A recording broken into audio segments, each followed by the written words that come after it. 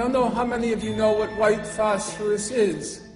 I only recently began to read detailed studies.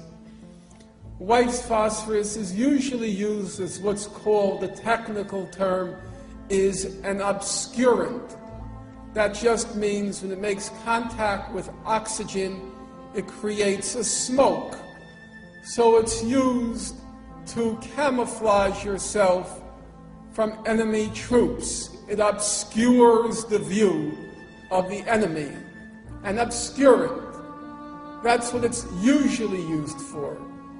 But it's also true that white phosphorus reaches a temperature of, if your imagination is capable of grasping it, 1,500 degrees Fahrenheit. And it burns the skin, and it burns right through to the bone. Israel dropped the white phosphorus over Al-Quds Hospital.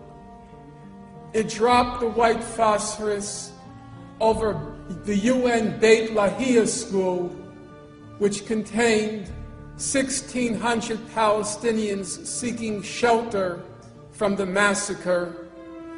It dropped the white phosphorus over the UN warehouse containing food and medicine, huge quantities for the people of Gaza. Was it using the white phosphorus as an obscurant?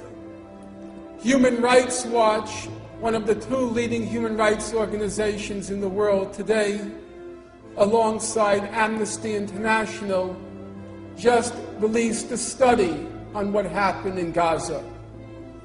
And they said it's not possible that Israel used the white phosphorus as an obscurant.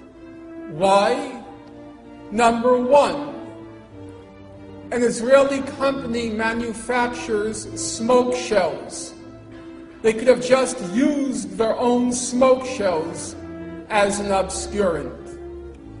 Number two, if you want to use it as an obscurant to obscure the view of enemy troops, you fire it on the ground.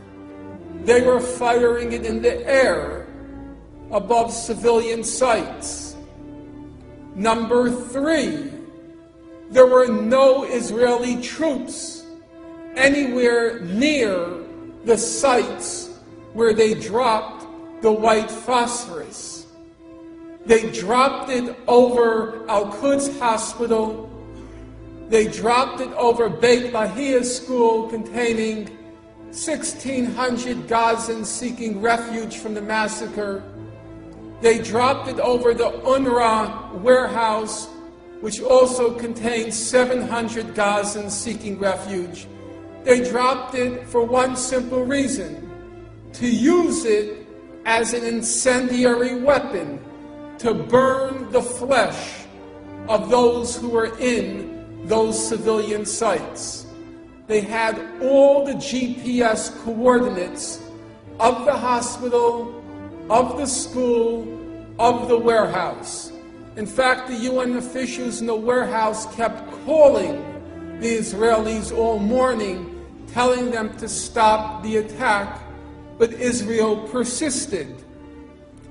Israel sent in its jet planes, its helicopter gunships, its tanks, and its armored personnel carriers.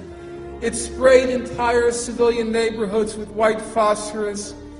It then proceeded to slaughter and incinerate this defenseless population.